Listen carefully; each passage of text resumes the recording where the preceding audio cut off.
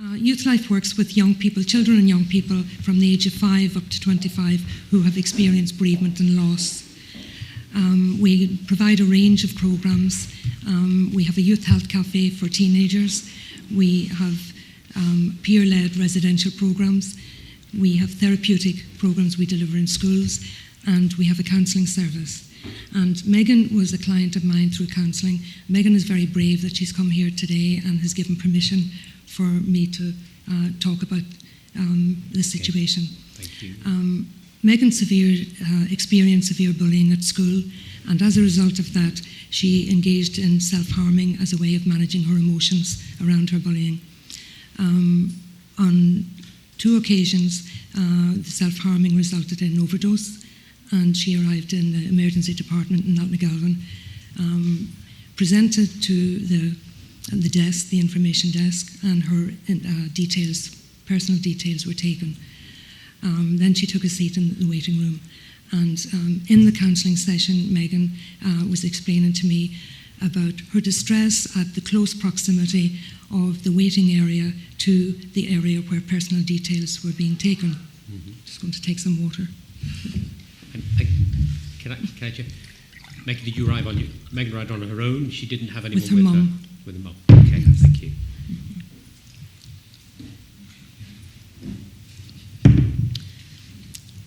So when Megan was explaining to me, she was quite distressed at the close proximity of the people in the waiting area could hear that she had taken tablets and then had to go and sit amongst them. So I represent Youthlife on the Self-Harm Community Reference Group, which meets regularly in Belfast. And I made suggestions through there. We have a very close relationship with the Trust and the PHA, and we get funding to carry out our work. And it's a very healthy partnership. My background's in nursing, so I worked as a staff nurse in critical care and A&E. So I'm here today just because it's all our responsibilities. It's our hospital, and it's our responsibility to do what we can to improve services.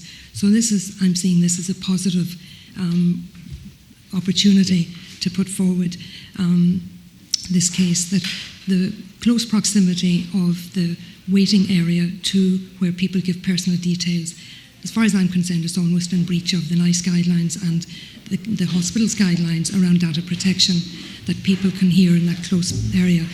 So what I was suggesting is that maybe some kind of screen could be, which wouldn't be very costly, which separates the waiting area from the area where you give personal details. I mean, even if you've broken your leg or fallen over, even giving those kind of details for people could be quite distressful, never mind to be giving information about taking overdoses or cutting or whatever. So I'm just here today because I know the layers of bureaucracy within the hospital are difficult to work with. So Megan has agreed to come here, so I'm just supporting her today in she's putting forward this proposal. I'm just speaking on her behalf. Yeah. That the close proximity of the waiting area to where you're given personal details is something that the hospital should address. There was another part to my issue, was that Megan took part in a video which was training the A&E, the emergency department staff. She was very brave in doing that, and it was very appreciated. But I suppose I have a concern that, yes, we can train as best we can emergency department staff, but we know through the media of the waiting times that are in emergency department for patients being seen. And I would also ask that if there has ever been or could be a cost-benefit analysis of maybe moving patients with mental health issues to another area of the hospital to be seen by mental health staff. We would never dream of sending a patient with a broken leg down to Grantia to a psychiatric hospital. So why are we sending patients with mental health issues into a general hospital? We're doing the best we can in training up A&E staff, but having worked there, and I was doing at that time volunteer working with Youthlife, and so was very aware of it. But I certainly witnessed that there were staff that, because mental ill health isn't visible, it's sometimes put to the bottom of the list. And patients with heart attacks and road traffic accidents, I feel will always be given priority over patients coming with mental health issues. And in terms of saving lives, a patient can walk out from A&E with suicidal ideation and maybe go on to take their life. It's very difficult to quantify those figures, whereas we would know that if a patient has a heart attack, if they're not resuscitated, will die. So those are the two issues that I'm representing Megan on. Thank you. And is there anything you want to add, Megan? Or are you happy that... It's just my experience in A wasn't good at all. There's no compassion in the hospital in that way. Once you walk in, you're bundled with these questions, nurse after nurse, and I was talking to multiple people who went for the same experience as I did, and the same thing occurred once we had this conversation. Is the nurse asked, "Are you going to do this again?" And you're in that frame of mind where you don't know, but all I'll ask for, and I'll ask for the nurses and the training, is for that compassion to be brought upon people with mental health. And as Bridie stated, even at out of hours, that's not used at night time, not I'm aware of, but even if that's used for mental health patients, that make a huge difference. Because, and even if a counsellor's there on board, not as well as a nurse, that would make a huge difference. Okay.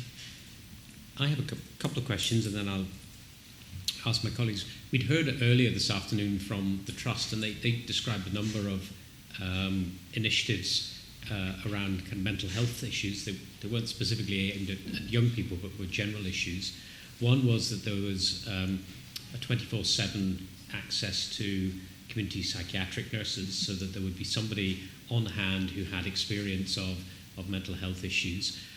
The other was a card system, in other words, that if somebody, and you mentioned the concern about kind of people being discharged and still being at risk, or might be at risk, and not keeping that data.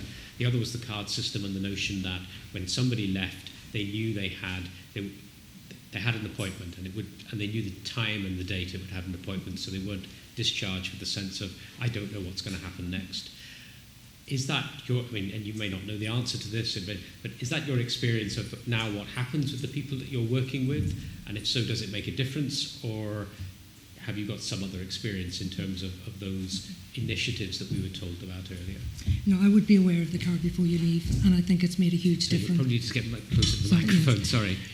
I would be aware of the card before you leave service, and we, Youthlife, very much supported it, and it certainly does give some confidence into patients when they're leaving, that there is another appointment and that there's some information that they can read through, so that there is support there for them. So it has made a big difference. And the access to a community psychiatric nurse on a kind of 24/7 basis, does that make it, or does it happen, and does it make a difference in your experience? I haven't personally had contact with patients that have used that. Okay. And I don't know, Megan, and I don't know, Meg, when you were in the emergency department, but did you have a kind of card when if you'd gone to the emergency department and then were being discharged, did you get a card before you leave? And if so, did that reassure you? Or whenever I was in A&E, I was admitted to a ward, and the nurse then approached me, said, "You won't see the psychiatric nurse until tomorrow morning." And then I was then admitted down then with a taxi with my mummy down to Grincha, and then by then we were given weekly appointments. And at that stage also I was seeing Bridie, and it was Bridie that also got me through that stage. But I wasn't given a psychiatric nurse 24 hours in that time. I was waiting from 7 o'clock that night until the next morning. Okay, and my second and final question from me then is, in terms of Youthlife's involvement in feedback on services, or planning of services, or in policy terms about how accident and emergency is delivered, or actually broader areas of health and social care. Do you have any kind of involvement in that kind of planning and feedback? And if so, can you tell us a bit about that and what your experience is of that? I mean, while this is about emergency department care and the ancillary services that are really important to that, I think if you want to talk about that in a broader sense and then say anything about emergency department, that would be very helpful. Mm-hmm. I think those 2 points that I had made about the waiting area and the close proximity, and also that I know that money is very, very tight at the moment. I know that looking for money to do a cost-benefit analysis might be difficult. It's just in looking at the long term, making the best possible use of the services that we have, so that they're very specific. The mental health services very different from physical health services, and that just to try and improve the services for patients arriving. I suppose what I'm trying to get at here is, you've come today and you've given that those examples, and clearly there are people in the audience at a very senior level who no doubt will take. But were there other ways in which, for example, you could have already had that in the system? I mean, do you interact in any way with the Health and Social Care Trust in terms of, how it delivers services? Do they come and talk to you about what the experiences are of the people that you work with, or talk directly to the people that you work with to get feedback? I mean, is any of that kind of work going on? Yeah, absolutely. We would work very closely with the CAMS team and with representatives of the Health and Social Care Board through Jerry Conway. And I represent Youthlife on the Suicide Strategy Implementation Group, the Self-Harm Community Reference Group. So we would represent the users of Youthlife on a lot of forums, so that they can be informed of how our service users experience the emergency department, and in the hope that services will be improved. Okay, thank you. Marion. Thank you, Friday, and Megan, that was very helpful, and I have no questions. Thank you. I have no questions either, because you've been very full and very clear, so thank you both very much. Okay. An opportunity that we offered her on, which is there anything finally you'd like to tell us, or anything that you think that we've missed in terms of A&E and the other ancillary services? Maybe Megan, you, anything that... No, I've studied everything. Okay. Well, just 2 points to make. First of all, I feel that I have good insight because I have worked in A&E, as a staff nurse, and I'm working on the other side. And I think that's a very positive thing, that I have that insight. And it is. I know the pressure that the doctors and nurses are under, but we're all working together, and I feel that my voice is being heard, and that I'm, informing the decision makers. Just one other wee point. I know Megan has been very brave in coming here today, and I'm sure everybody here will treat it in the strictest confidence. Youthlife's built on confidentiality, so when I come out to talk or bring a young person with me, I always mention confidentiality, and I'm respecting everybody here that they will respect Megan's confidence. Yeah. Thank you. Okay, I just want to say thank you both very much, and Megan in particular. It's pretty hard to do this if you're a professional and a senior manager in an organisation.